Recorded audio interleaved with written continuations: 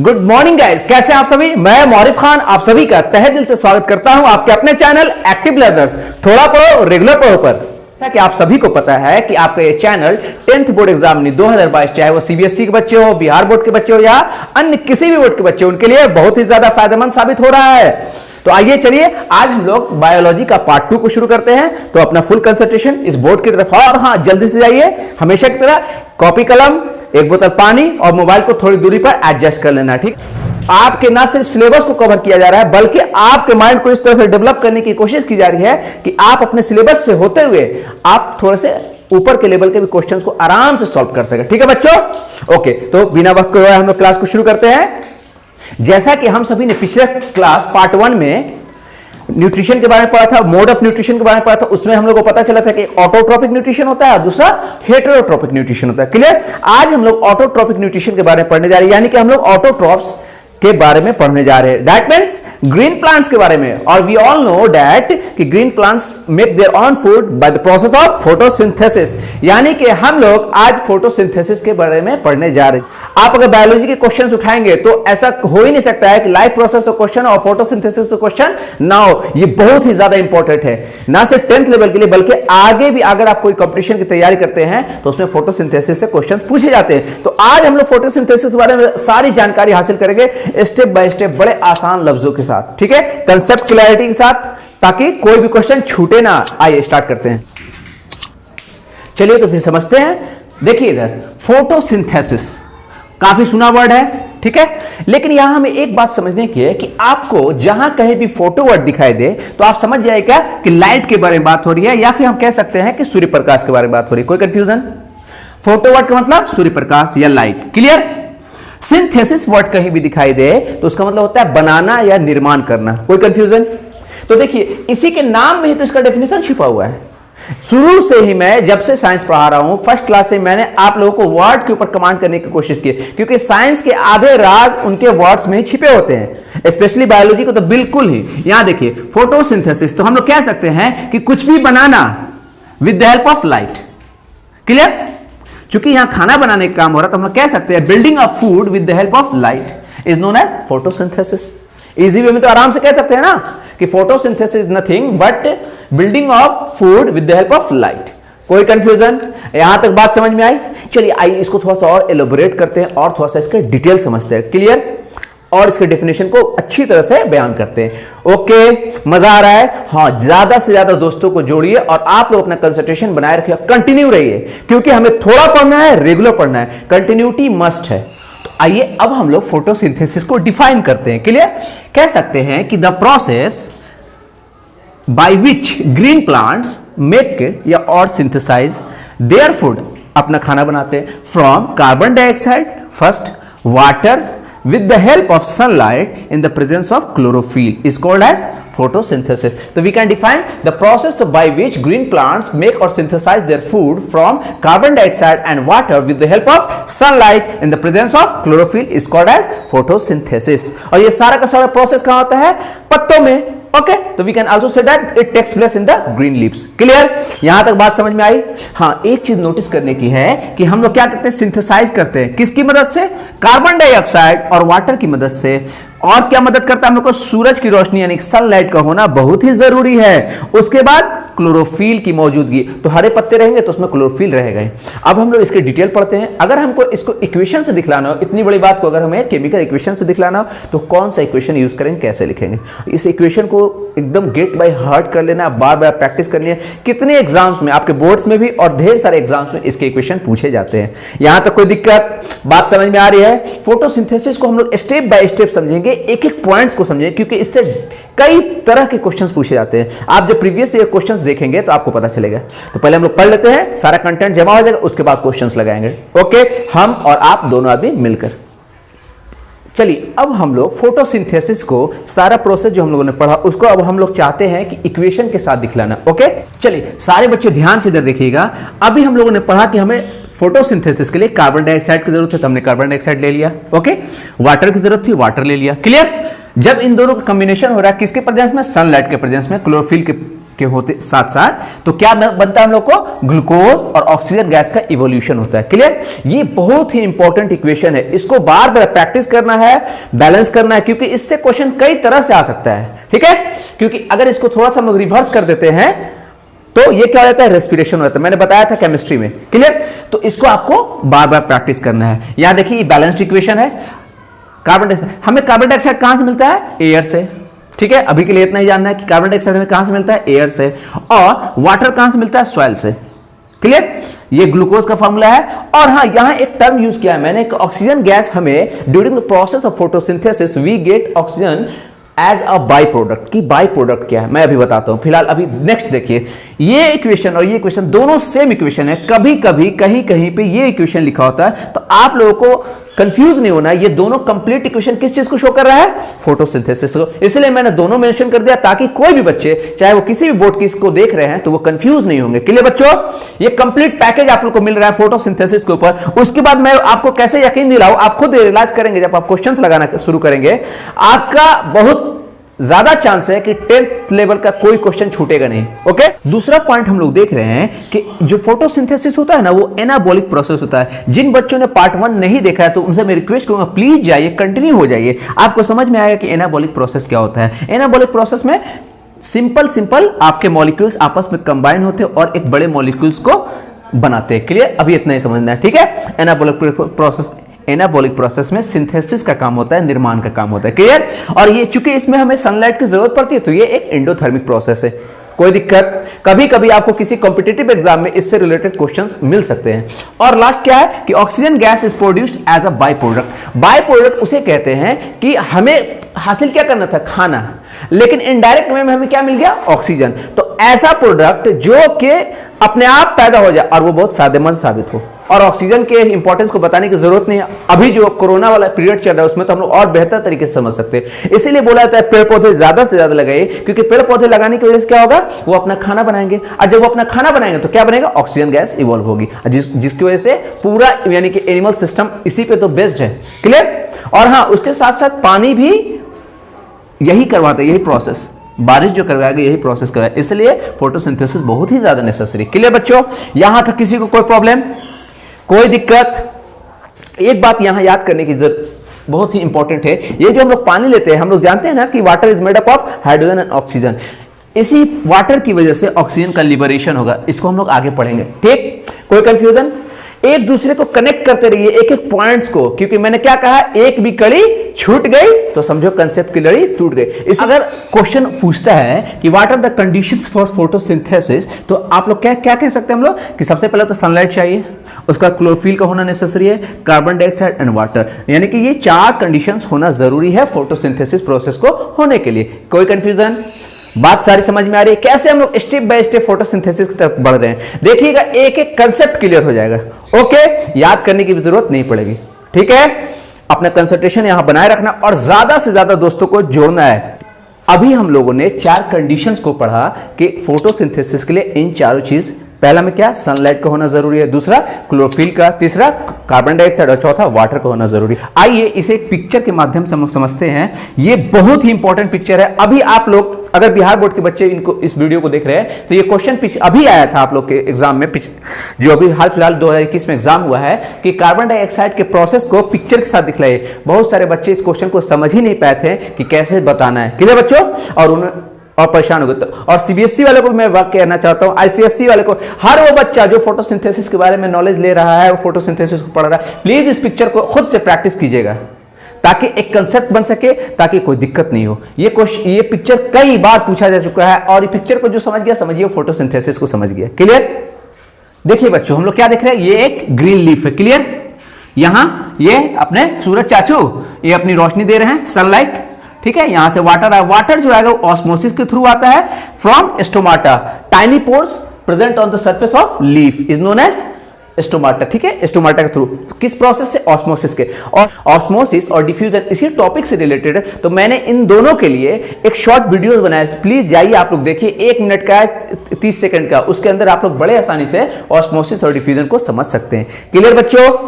तो वाटर आएगा स्टोमाटा के थ्रू, फिर यहां से कार्बन डाइऑक्साइड किस तरह आएगा, डिफ्यूजन के थ्रू प्लांट्स के अंदर आया, और फिर ये सब मिलकर क्या बनाना शुरू कर देंगे, फूड का निर्माण करना शुरू कर देंगे। ठीक है, और फूड में क्या बनेगा, ग्लूकोज। कोई कंफ्यूजन? जिसका फॉर्मूला क्या होता है, C6H12O6। इसे याद करना है। ये जो ग्लूकोज यहां बन रहा है तो वो सारा का सारा ग्लूकोज एक बार में यूटिलाइज नहीं होता है, यानी कि सारा का सारा खाना एक बार में यूज नहीं होता है, कुछ जो स्टोर्ड हो जाता है उसको हम लोग क्या बोलते हैं, स्टार्च। तो starch is a form of glucose. कैसा ग्लूकोज, जो कि स्टोर्ड है, रखा गया बाद के लिए, किसी और काम में आ सकता है। क्लियर? और देखिए यहां खाना बन गया, और खाना बन गया तो फिर क्या होगा, फूड ट्रांसफर होना शुरू, ऊपर फिर नीचे, रूट्स की तरफ, स्टेम्स की तरफ, ताकि पौधे को एक एक पोर्शन को खाना पहुंच सके और वो ग्रो कर सके। ओके, कोई कंफ्यूजन? यहां तक बात समझ में आए? ये सारा का सारा प्रोसेस किस में हो रहा है, लीव्स में हो रहा है। अभी आप लोगों ने पिक्चर देखा, उस पिक्चर को बार बार रिवीजन कर लीजिएगा, बार बार प्रैक्टिस कर लीजिएगा प्लीज। अभी एनिमेटेड पिक्चर्स वगैरह पे आप ध्यान नहीं दीजिए, अभी आप सीख रहे हैं तो खुद से सेल्फ बनाकर कोशिश कीजिए बनाना। ठीक है, वो ज्यादा फायदेमंद होगा। पिक्चर ड्रॉ कीजिए, एक एक स्टेप बनाने की कोशिश कीजिए, समझने की कोशिश कीजिए, वो बहुत काम आने वाला है। ठीक है, अब आगे बढ़ते हैं कि आखिर क्या प्रोसेस इन्वॉल्व था, किस तरह से कार्बन डाइऑक्साइड और हाइड्रोजन आपस में रिएक्ट करके in the presence of sunlight food बना देते हैं। आखिर ऐसा क्या होता होगा उस पत्ते के अंदर। ठीक है, इसे समझते हैं। उसे हम लोग क्या कह सकते हैं, इवेंट्स कह सकते हैं या प्रोसेस कह सकते हैं, इन्वॉल्व्स इन फोटोसिंथेसिस। ये बहुत ही इंपॉर्टेंट, पूरा ये जो मैं अभी बता रहा हूं पॉइंट है, क्योंकि इससे डायरेक्टली क्वेश्चंस आते हैं। ये एनसीईआरटी का बहुत ही कीमती लाइन है फोटोसिंथेसिस के लिए। क्लियर बच्चों? आइए देखिए तो समझते हैं प्रोसेस या इवेंट्स ऑफ फोटोसिंथेसिस। सबसे पहले क्या होता है कि जो क्लोरोफिल मौजूद है पत्तियों के अंदर, ठीक है ना, वो क्या करता है, सनलाइट को एब्जॉर्ब करता है। तो absorption of sunlight energy by chlorophyll. Clear? पहला पोर्शन क्या हमने पढ़ा कि एब्जॉर्प्शन ऑफ सनलाइट किसके द्वारा, क्लोरोफिल के द्वारा। क्लियर? क्लोरोफिल ने सारा का सारा सनलाइट को लिया और एब्जॉर्ब कर लिया। उसके बाद क्या करेगा, एब्जॉर्ब करने के बाद conversion of light energy into chemical energy. Clear? जितना भी वो सनलाइट लिया था उसको कन्वर्ट कर रहा है, सारा का सारा लाइट एनर्जी कन्वर्ट होकर किसमें हो रहा है, केमिकल एनर्जी में चेंज हो जा रही है। लाइट एनर्जी केमिकल एनर्जी में, यानी कि पूरा सनलाइट का एनर्जी जो था वो सारा का सारा केमिकल एनर्जी में कन्वर्ट हो गया। ये बहुत मोस्ट इंपॉर्टेंट लाइन है, इसको एक एक बात को गौर करते रहे। कभी कभी क्वेश्चन पूछ देता है कि केमिकल रिएक्शन, कभी कभी ये क्वेश्चन पूछ देता है कि आपके फोटोसिंथेसिस में कौन सी एनर्जी किस पे कन्वर्ट होती है। क्लियर? या फिर फूड के अंदर कौन सी एनर्जी कन्वर्ट रहती है। क्लियर? या स्टोर्ड रहती है। बात समझ में आ रही है? उसके बाद conversion of light energy into chemical energy and splitting of water into hydrogen and oxygen by light energy. उसके बाद जो वाटर गया वो टूटेगा, टूट के किसमें बटेगा, हाइड्रोजन में और ऑक्सीजन में। यहां से एक इंपॉर्टेंट क्वेश्चन निकलता, मैं अभी आपको बताने वाला हूं, एकदम नोटिस कीजिएगा। स्प्लिटिंग ऑफ वाटर, वाटर का टूट जाना किसमें, हाइड्रोजन और ऑक्सीजन में। किसकी मदद से, लाइट एनर्जी की मदद से। दो पॉइंट समझ में आए, first is absorption, that second is conversion. ठीक है, इस तरह से याद रखना। थर्ड में क्या होता है, रिडक्शन होगा। Reduction of carbon dioxide by hydrogen to form carbohydrate यानी ग्लूकोज यानी खाना by utilising chemical energy. Last में क्या होता है, जितना भी कार्बन डाइऑक्साइड है उसका रिडक्शन होगा। रिडक्शन ऑक्सीडेशन क्या होता है, इसको मैं केमिस्ट्री में बताने वाला हूं। इसको आप सिर्फ समझ लीजिए कि यहां पे क्या हो रहा है, कार्बन डाइऑक्साइड का रिडक्शन हो रहा है। कोई कंफ्यूजन? बात समझ में आ रही है, मजा आ रहा है? और मैं उन बच्चों को जो ऑलरेडी ये टॉपिक पढ़ चुके हैं उनसे मैं रिक्वेस्ट करता हूं प्लीज वो कमेंट्स में लिखें कि उनको कैसा लगा इस तरह से पढ़कर, या उसको क्या अपना फीडबैक जरूर दें। और जो बच्चे अभी इस वक्त जुड़े हुए हैं वो ज्यादा से ज्यादा दोस्तों को अटैच जोड़े, और हाँ कंटिन्यू रहे। कंटिन्यूटी बहुत जरूरी है किसी भी सक्सेस को हासिल करने के लिए। और 3 स्टेप स्टडी प्लान को कभी नहीं भूलना है। क्लियर? आइए देखिए हम लोगों ने क्या पढ़ा, एब्जॉर्प्शन, कन्वर्जन और रिडक्शन। एंड दिस इज, ये तीनों जो प्रोसेस है वो किसके इन्वॉल्व है, फोटोसिंथेसिस में। यही तीनों काम होता है और पूरा पूरा खाना आपका तैयार हो जाता है। देखिए हो रहा है ना, और हम लोग के लिए तो फायदेमंद है ही। क्लियर? अगर इसे याद करना है, अगर आप भूल रहे हैं तो मेरे लिए मैंने एक कोड बनाया है, इसको ध्यान रखिएगा। देखिए ए, इसको शॉर्ट में लिख सकते हैं एब्स। क्लियर? इससे क्या निकला, कॉर्न, एब्स कॉर्न, और उसके बाद रेड, या फिर ACR भी आप कह सकते हैं। जिस तरह से याद कर लें आप, पहला एब्जॉर्प्शन, उसके बाद कन्वर्सन, उसके बाद रिडक्शन, कभी आप नहीं भूलेंगे। क्लियर बच्चों? ये ट्रिक आप लोग याद रखिएगा और अपनी तरफ से बना सकते हैं, आप आजाद हैं। ठीक है, कोई दिक्कत? मजा आ रहा है? अब आगे बढ़े हम लोग, देख रहे कैसे स्टेप बाय स्टेप हम लोग अपने पॉइंट्स पे बढ़ते चले जा रहे हैं और कंसेप्ट की क्लैरिटी आ रही है। आइए आपको मैं कुछ क्वेश्चंस दिखलाता हूं कि कैसे इसी पॉइंट से क्वेश्चंस निकाला गया है। ठीक है, जो कि मोस्ट इंपॉर्टेंट है और कई एग्जाम्स में ये क्वेश्चन पूछे जा चुके हैं। ओके बच्चों, आइए अब कुछ क्वेश्चंस को देखते हैं, ऑब्जेक्टिव क्वेश्चन जो कि मोस्ट इंपॉर्टेंट है। आपको एनसीईआरटी में भी क्वेश्चंस मिल जाएंगे और अगर आप कहीं पढ़ते हो, टेस्ट लगाते हो तो ये क्वेश्चंस आना ही आना है, आपको जरूर कहीं ना कहीं मिला हो। ठीक है बच्चों, आइए देखिए पहला क्वेश्चन है the autotrophic mode of nutrition requires, यानी कि ऑटोट्रॉपिक मोड ऑफ न्यूट्रिशन कहने का मतलब फोटोसिंथेसिस है कि नहीं। फोटोसिंथेसिस के लिए क्या क्या चाहिए? पहला ऑप्शन क्या है? Carbon dioxide, chlorophyll, sunlight, last में क्या है? ऑल। तो सब चाहिए, बिल्कुल है कि नहीं। तो बड़े आराम से हम लोगों ने समझ लिया कि ये ऑल चीज चाहिए। इस तरह से देख रहे क्वेश्चन कैसे आपको घुमाया जा रहा है। यहां नहीं लिख रहा है फोटोसिंथेसिस, यहां लिख रहा है autotrophic mode of nutrition, and autotrophic mode of nutrition takes place in green plants, that means autotrophs, and autotrophs make their food by the process of photosynthesis। तो इस ये सारी चीजें चाहिए। ओके, दूसरा क्वेश्चन देखिए, ये बहुत इंपॉर्टेंट है। मैंने एक अभी वर्ड यूज किया था कन्वर्जन में, स्प्लिटिंग। देखिए उससे ये क्वेश्चन निकलता है the oxygen liberated during photosynthesis, ठीक है ना, जो ऑक्सीजन लिबरेट हो रहा है, निकल रहा है फोटोसिंथेसिस में, कहां से आता है? By green plants comes from, कहां से निकल रहा है? याद आया होगा आप लोग को, मैंने अभी बताया है कि H2O स्प्लिट कर जाता है तो हाइड्रोजन और ऑक्सीजन बनता है। तो यही ऑक्सीजन तो हम लोग को मिल रहा है किसके मदद से? इसी वाटर की मदद से। ये मोस्ट इंपॉर्टेंट कह सकता हूं, बहुत अच्छा क्वेश्चन है ये, इसको आप लोग इग्नोर नहीं कीजिए। ठीक है बच्चों, अब मैं आप लोगों को कुछ नोट्स दूंगा, उस नोट्स को आप बड़े आराम से बार बार उसको पढ़िएगा, उसके बाद आपको कभी भी फोटोसिंथेसिस से कोई भी क्वेश्चन नहीं छूटेगा। ओके ठीक है, तो आइए समझते हैं। अगर आपसे पूछता है कि व्हाट इज फोटोसिंथेटिक ऑर्गन, जिसे प्रकाश संश्लेषी अंग भी कहते हैं, तो क्या हो जाएगा? लीफ यानी कि पत्ती। क्लियर। फिर पूछता है कि फोटोसिंथेटिक ऑर्गेनेली यानी अंगक किसे कहते हैं, तो क्लोरोप्लास्ट यानी हरित लवक। क्लियर। उसके बाद फोटोसिंथेटिक पिगमेंट या फोटोसिंथेटिक यूनिट क्या होगा? क्लोरोफिल। कोई कंफ्यूजन? यहां एक और इंपॉर्टेंट बात जानने की, क्लोरोफिल के सेंटर में कौन सा एलिमेंट मिलता है, कौन सा मेटल मिलेगा? मैग्नीशियम। कोई कंफ्यूजन?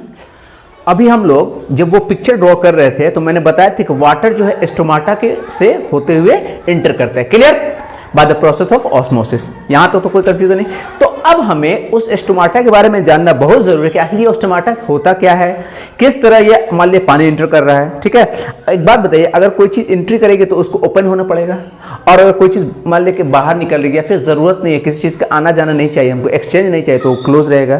तो आखिर ऐसा क्यों होता है, कैसे होता है, सब चीज के बारे में पॉइंट बाय पॉइंट समझते हैं। इधर ध्यान दीजिए आप लोग। एक सेशन खत्म होने के बाद प्लीज जाइए और क्वेश्चन जरूर देखिएगा कि क्या सर जो बता रहे उससे रिलेटेड क्वेश्चन आया है। एनसीईआरटी उठाइए, आप जो बुक पढ़ते वो उठाइए। और एक बात बताओ, इतना अच्छा सेशन चल रहा है, इतना मजा आ रहा है, तो और लोगों को नहीं जोड़ोगे, अपने दोस्तों को नहीं बताओगे, तो प्लीज ज्यादा से ज्यादा दोस्तों को जोड़ो और सेशन को लाइक करो, सब्सक्राइब करो और कंटिन्यूटी बरकरार रखने, डेली पढ़ना हम लोगों को। ठीक है बच्चों, आइए अब समझते हैं स्टोमाटा क्या होता है। क्लियर। जब आप लोग किसी लीफ को गौर से देखिएगा माइक्रोस्कोप में, तो इसमें छोटे छोटे पोर्स नजर आएंगे, and that is known as stomata. Clear बच्चों, स्पेशली इसके सरफेस पे। कोई कंफ्यूजन? तो हम लोग कह सकते हैं tiny pores present on the surface of leaves is known as stomata. Clear. ये न्यूमरस होते हैं, इसकी मतलब कि आप कहते हैं ना, इनके नंबर्स आप गिन नहीं सकते, बहुत अनगिनत होते हैं। ठीक है, तो tiny pores present on the surface of leaves is known as stomata. कोई कंफ्यूजन? और हाँ, एक बात बताते हैं कि स्टोमाटा को जब मैं स्ट्रक्चर अभी मेंशन करूंगा तो आपको दिखलाऊंगा कि स्टोमाटा को एक और लेयर कवर किए रहती है, जिसको क्या बोलते हैं? Guard cell. This is most important. ठीक है, स्टोमाटा का खुलना, स्टोमाटा का बंद होना, यानी कि opening and closing of stomata is controlled by guard cells. तो कभी कभी 1 नंबर या 2 नंबर में क्वेश्चन पूछता है what is the function of guard cells. ठीक है, तो we can say that guard cells control the opening and closing of stomatal pore. कोई कंफ्यूजन? बात समझ में आ रही है? आगे बढ़े अब हम लोग। देखिए, अब यहां ध्यान से देखिए, एक पिक्चर है, यहां देखिए मैंने बताया ये कर्व फॉर्म में है ना, ये क्या कहलाता है? ये सारा का सारा स्टोमाटा है। ठीक है, ये आपको माइक्रोस्कोपिक व्यू दिखला रहा हूं मैं। कोई कंफ्यूजन? और हां, बार बार मैं कहूंगा कि प्लीज एनिमेटेड पिक्चर्स, बने बनाए पिक्चर्स पे आप नहीं जाइए, खुद से पिक्चर ड्रॉ कीजिए। आप साइंस अगर पढ़ते हैं तो पिक्चर ड्रॉ, खास कर स्पेशली बायोलॉजी में अगर आप पिक्चर ड्रॉ करना सीख गए तो आधा बायोलॉजी का कंसेप्ट आपका क्लियर हो जाएगा। यकीन मानिए, आप करके तो देखिए। ठीक है, ये ओपन स्टोमाटा को मैं शो कर रहा हूं, ये क्लोज स्टोमाटा। क्लोज में देखिए स्ट्रेट इसका फिगर बन जा रहा है, और ओपन में ये कर्व्ड हो जाता है। क्लियर, ताकि जिस चीज की जरूरत है वाटर की एंट्री हो तो वाटर जा सके, ओपन रहेगा तो। और जब मान लिया कि वाटर का इंटेक पूरा हो गया, जितनी की जरूरत है उतना हो गया, तो फिर इसका क्या होता है? वाटर क्लोज, आपका स्टोमाटा खुद ब खुद क्लोज होगा। आइए, दोनों फंक्शन ओपनिंग और क्लोजिंग ये किसके द्वारा कंट्रोल हो रहा है? इसी गार्ड सेल्स के द्वारा। ठीक है ना, कोई कंफ्यूजन? यहां तक कोई कंफ्यूजन? अब समझते हैं कि आखिर गार्ड सेल्स ऐसा क्या करता होगा कि वो स्टोमाटा खुद ब खुद ओपन हो जाता होगा और स्टोमाटा खुद ब खुद क्लोज हो जाता होगा। समझते हैं इसका प्रोसेस को। देखिए, जब वाटर की एंट्री होती है, क्लियर, तो आपका स्टोमाटल या स्टोमाटल पोर क्या होगा? ओपन होगा। उस टाइम क्या होता है? गार्ड सेल जो होता है खुद ब खुद फूल जाएगा और कर्व हो जाएगा। फूलने की वजह से कोई चीज फूलेगी तो कर्व होता है, उसका स्पेस बढ़ेगा, तो जो पोर्स है वो बड़े हो जाएंगे, आराम से सारा का सारा वाटर एंट्री कर जाएगा। कोई कंफ्यूजन? यहां तो कोई कंफ्यूजन? बात समझ में आ रही है?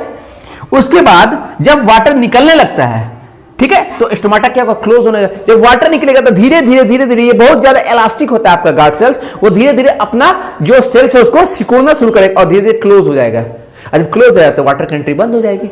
ठीक है, तो हम लोग देख रहे हैं ना यहाँ पे, अगर कर्व होता है या फिर स्वेल होता है, फूल जाता है, तो समझ लीजिए कि ओपन हो रहा है स्टोमाटा। कोई कंफ्यूजन? अगर स्ट्रेट हो रहा है गार्ड सेल्स, ठीक है, सीधा हो रहा है, तो समझ जाइए, या श्रिंक हो रहा है, उसमें से पानी निकल रही है, तो समझ जाइए वो धीरे धीरे क्या क्लोज हो रहा है। यहां देखिए, दिस यानी कि दोनों फंक्शन क्लोज और ओपन और क्लोज, ये दोनों किसके द्वारा कंट्रोल हो रहा है? गार्ड सेल्स के द्वारा। ये बात समझ में आई? हालांकि इसके पीछे ढेर सारे फंक्शंस वो हमें नहीं पढ़ना है, जैसे टर्जर प्रेशर्स की बात आती है, पोटेशियम का आपके आयन का कंसंट्रेशन की बात होती है, ये सब हम लोग को अभी नहीं पढ़ना है। बात समझिए, ठीक है? तो हम लोगों ने जान लिया कि कैसे स्टोमाटा ओपन होता है और कैसे स्टोमाटा क्लोज होता है, और इस पिक्चर को नहीं भूलना है। आप अगर प्रीवियस ईयर पेपर उठाएंगे तो आपको ये क्वेश्चन मिलेंगे, जरूर मिलेंगे। तो आइए समझते हैं what are the functions of stomata. ठीक है, तो पहला तो ये हम लोग समझ सकते हैं कि it helps in exchange of gases, water के भी एक्सचेंज में मदद कर रहा है। ठीक है, तो पहला समझ सकते हैं इसके थ्रू गैसेस का आना जाना लगा रहेगा, ठीक है ना, कार्बन डाइऑक्साइड और ऑक्सीजन का। क्लियर? दूसरा, it helps in transpiration. Transpiration क्या होता है? ट्रांसपीरेशन ऐसा प्रोसेस है जिसमें पत्ती के सरफेस से पानी खुद ब खुद निकलता है। बस इतना ही समझना है, ठीक है? तो इट हेल्प्स इन ट्रांसपीरेशन। कोई कंफ्यूजन? ये दो फंक्शंस आपको याद रखने हैं। आपको ये क्वेश्चन मिलेंगे कि what are the functions of stomata. Clear? अब मैं आपको कुछ नोट्स दे रहा हूं, उस नोट्स को अच्छी तरह से याद कर लेना है। देखिए, एक्वेटिक प्लांट्स होते हैं, वो कैसा कार्बन डाइऑक्साइड यूज करते हैं? जो डिसॉल्व होता है किसमें? वाटर में। कोई कंफ्यूजन? ऑब्जेक्टिव में कितनी बार क्वेश्चन आ चुका है। और हाँ, पानी को और फूड को और मटेरियल्स को ले जाने के लिए पेड़ पौधों के अंदर दो तरह के कंडक्टिंग टिश्यू होते हैं, एक होता है जाइलम, दूसरा होता है फ्लोएम। ये आप लोगों को पता होगा। तो बच्चे इसमें कंफ्यूज करते हैं कि जाइलम किसको ले जाता है? वाटर को ले जाता है कि फूड के ले जाता है? इसको बहुत बच्चे कंफ्यूज करते हैं। तो मैंने एक ट्रिक बनाया है, इसको अच्छे से याद कर ले, कभी जिंदगी में नहीं भूलिएगा। ठीक है, देखिए ये क्या लिखा हुआ है? जाइलम। तो जाइलम में ज आ रहा है ना, ज से क्या होता है? जल, जल यानी वाटर। तो जाइलम किसको कंडक्ट करेगा? वाटर को। ज से जाइलम, ज से जल। कोई कंफ्यूजन? और उसका दूसरा क्या है? फ्लोएम। फ से फल, फ से फूड। तो फ्लोएम किसको कंडक्ट करेगा? फूड को। कभी भूलिएगा, जाइलम यानी वाटर यानी जल, फ्लोएम यानी फल यानी फूड। फूड। कोई कंफ्यूजन? याद आ गया? दो ट्रिक मैंने दे दी है, और इसी तरह डेली आपको हर क्लासेस में आपको ट्रिक मिलता रहेगा। आपको IDAAE नहीं भूलना है। पिछले क्लास में मैंने पूछा था कि पीचर प्लांट्स किस तरह की मिट्टी में ज्यादातर होते हैं, तो ऐसे मिट्टी में वो पीचर प्लांट ज्यादातर आपको तो पीचर प्लांट्स ऐसे मिट्टी में ज्यादातर मिलेंगे जहां नाइट्रोजन की कमी होती है। क्यों? क्योंकि वो जो इंसेक्ट्स वगैरह खाते हैं तो उसको इसकी नाइट्रोजन की पूर्ति हो जाती है। कोई कंफ्यूजन? एक और पॉइंट क्या है कि nitrogen is essential for plants to make protein. सारे क्वेश्चंस आपको बताए जाएंगे, घबराना नहीं है, बेफिक्र रहिए, लेकिन सिर्फ और सिर्फ कंटिन्यू रहिए, लाइक कीजिए, कमेंट कीजिए टॉपिक से रिलेटेड, और ज्यादा से ज्यादा बच्चों को जोड़िए। कैसा लगा आज का सेशन प्लीज आप लोगों को कमेंट्स में बताना है। और हाँ, आज का होमवर्क ये है कि आप लोगों को ये वाला पिक्चर और फोटोसिंथेसिस का जो लीफ वाला पिक्चर उसको बार बार प्रैक्टिस करना है। तो मिलते हैं फिर कल आपके इसी चैनल, इसी एनर्जी के साथ, एक्टिव लर्नर्स। आपका काम सिर्फ इतना है कि मेरे क्लास से जुड़े रहना है, आपके अपने एक्टिव लर्नर से, और हाँ, ज्यादा से ज्यादा दोस्तों को जोड़ना है। क्लियर? और देख रहे हो ना अभी कितनी हालत खराब है, मौसम कैसा हो रहा है, तो इसी मौसम का पूरा पॉजिटिव फायदा भी उठाना है। घर पे रहकर मेरे लिए 45 मिनट निकालने आप लोगों को। क्लियर? कोई कंफ्यूजन? तो फिर मिलते हैं कल। अपने साथ साथ अपनों का भी ख्याल रखिए। Goodbye, take care, love you all.